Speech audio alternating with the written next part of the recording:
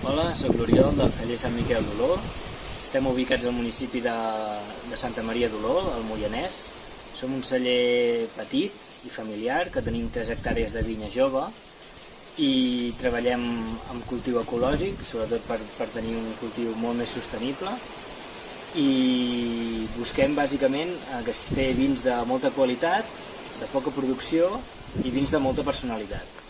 Els vins que elaborem són vins monovarietals, és a dir, cada vi és només fet d'una sola varietat, i aquí us ensenyem una mica els quatre vins que hem tret, que serien un monovarietal de Chardonnay, un trepat 100% amb una mica de bota, una garnatxa negra amb 8 mesos de bota de castanyer i una carinyena amb un any de bota de castanyer. I ara us ensenyarem una mica l'entorn on ens trobem.